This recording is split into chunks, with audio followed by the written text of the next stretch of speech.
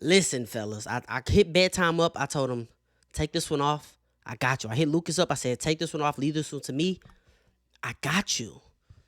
I'm recording this Saturday after the fights. But bedtime and Lucas, they so quick with it. They so fucking quick with it, they might beat me to the punch. I plan on uploading this Sunday. If they upload for me, they stole my ideas. Look, I looked at the matchmaking. I'm going to be the matchmaker today. Bedtime, take this one off. Sit back, grab your snacks. I got you, brother. What it do? Bedtime crew. Listen, though. O'Malley just, I don't know, man. Marab just fucking, dude, he's just different. He's just different, man. And I said this in previous videos, and I said this on my live stream. I literally spoke this shit into existence. I said my only worry for O'Malley is, and I'm like, Marab's older, so like, what more are you going to add to your game? You know, when you're old, you get kind of stuck in your ways, and you're not really trying to develop. At what point, what if there's a fight that Marab decides she's training with Aljo? Aljo's probably showing him so much shit. At what point does Aljo decide to start using his BJJ and hunting submissions? And I said, when that happens, we have a completely new monster on our hands, and he's going to be unbeatable. At this point, it's Umar or it's nothing, or he'll be a champion until he decides not to be anymore, or his body gives up on him. Marab who's able to do this to you, and now you can't just, well, I'll just get on my knees and build my base. Because you build your base. I'm on your back or I'm attacking your neck.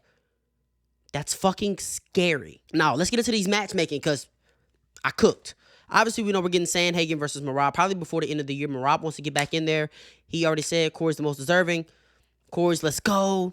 This was the best case scenario for Corey. If O'Malley would have won, then it gets tricky. You know what I mean? But Marab wins. He already beat O'Malley twice. Peter Yan is booked already. Corey Sandhagen has no fight. He's coming off of a win where he took 0 damage. He's ready to fight before the end of the year. Makes perfect sense. This is what should happen next. 5 rounds for the next contender. Song Yadong's coming off of it sucks the way the fight ended, but he's an exciting fighter, and it's time to get some, I don't want to say new blood in there because, well, no, yeah, it's time to get some new blood in there. Marab's already fought Umar. Marab's already fought O'Malley. He's already fought Yan. He's going to fight Sandhagen. It's time to get some new blood in there. Song Yadong's ranked 5. Everybody in front of him has fought for the title already. Umar has no fight. Where's Umar? Is Umar injured? Where is Umar? Nobody wants to see the Henry Cejudo rematch. Respectfully, Henry. Respectfully, the hype on that shit's gone. He was really beating the fuck out of you. If we're being honest, you were starting to kind of make a crafty rally in the later rounds, you know, starting to come back, but you weren't winning that fight. Now, do I think Song Yadong beats Umar? No, but I think Umar needs a fight. He needs one more. He's just not going to be able to just walk into another title shot if he just sits around and wait like O'Malley did. It's just not going to happen. Maybe because it's just such a logjam and Marab just has to run through it twice, but we need to get the division rolling. The last thing we want is guys sitting around, and Song Yadong is a guy who's putting a streak together.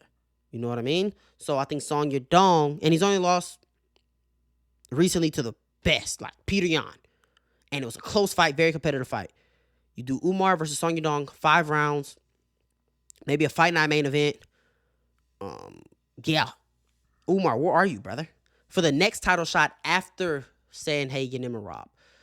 If Umar wins like I do think he does, well, he had an entertaining fight with Marab, very entertaining fight with Marab, and I think there's clear ways where he can come in with a better game plan and win. I mean, he was outstriking Marab. He was winning on the feet. He won the first 2 rounds. 3rd round was close, but I think he gassed himself out trying to shoot takedowns, trying to prove a point. You know, if he comes out kind of how Mario Batista did against Patchy Miss, I'm not about to try to shoot takedowns to prove a point. I know I can outstrike you. You know what I mean? This is a good fight. Next, I think O'Malley should fight the winner of Yan versus McGee. I don't know what it would earn O'Malley if he was to fight McGee if he wins, or if he was to fight Yan if he wins. But I think O'Malley shouldn't sit around either. He should get back in there. You know, there's still great fights out there for him. Let's say Corey Sandhagen loses. That's still a fight that we need to see. You know, a win over a Corey Sandhagen, a win over Yan can change a lot of things for you. Now, realistically, it's hard to get a 3rd title shot. You're not Max, buddy. You know what I mean? You're not Max. And it's going to be hard for you to go on a Max type of run in featherweight division. You're going to have to run through these killers. But I think you should fight the winner of this. Now, if Yan beats McGee, it's interesting. Because now, who do you pick out of these ones? But Merab 50-45'd Peter Yan. So even though we want to see Yan, we love Yan, it's such a hard stylistic matchup, and we've seen it so decisively before, it's going to be hard for him to get that title shot. I don't like the fact that this fight was made in the first place. Let's get into what I think should have been done. First of all, I think it should have been McGee versus Chito Vera. Chito Vera is hurt. Obviously, he pulled out. I'm not sure what the injury is. I don't know the time frame of his injury. But no need to rush Marcus McGee up to Peter Yan number 2.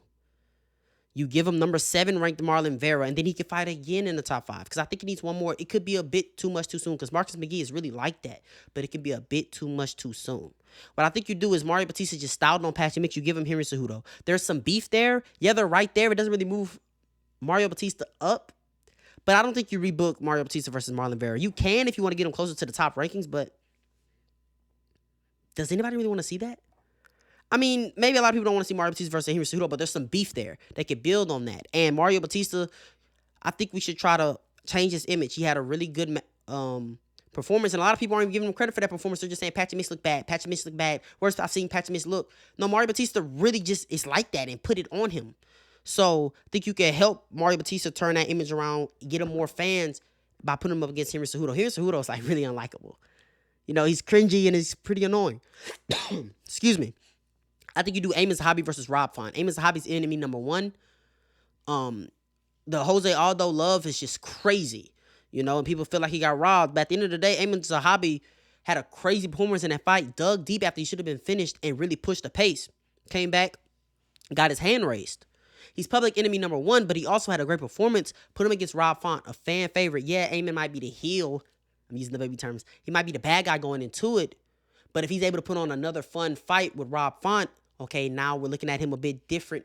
You know, you don't want to, the worst thing you want to do is have top ranked people in your division who could fight for a title one day and people hate them and just don't want to see them.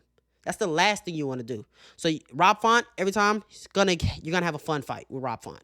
Rob Font's going to give you a fun fight. Mario Batista versus Henry Cejudo, I could see some cool wrestling scrambles. I could see some cool striking exchanges, because Henry Cejudo's boxing is underrated and Mario Batista's boxing is so underrated. The pace, the pressure, the accuracy.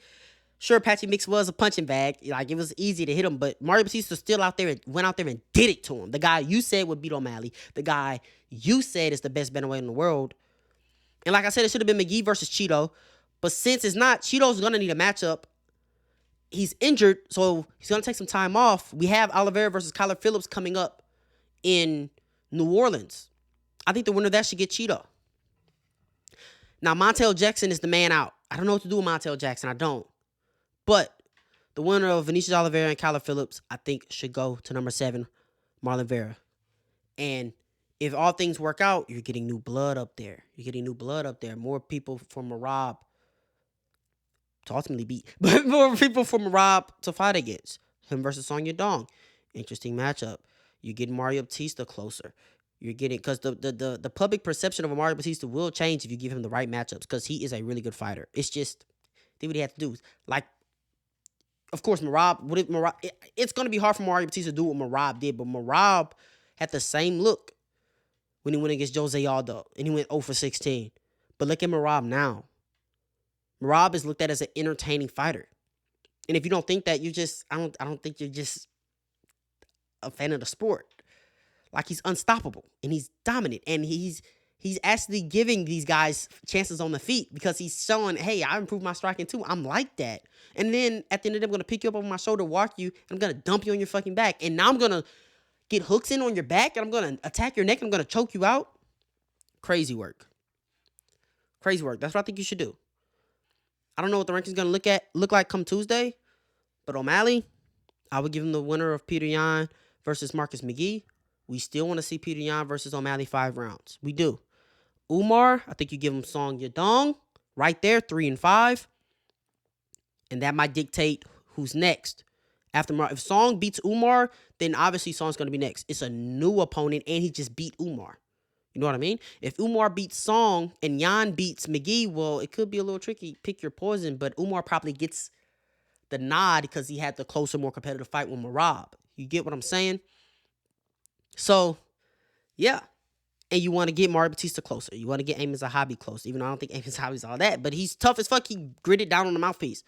And what he did against Jose Aldo was crazy. Crazy performance. This is what should happen at Bantamweight. Like, comment, subscribe. Let me know where I went wrong. Let me know where you would change some things. It's perfect, so whatever you say is wrong. But like, comment, subscribe. Share this to somebody I know to enjoy it just like you did. Let me know the changes you'll make. You ain't got to go home. You got to get up out of here, man. Yeet.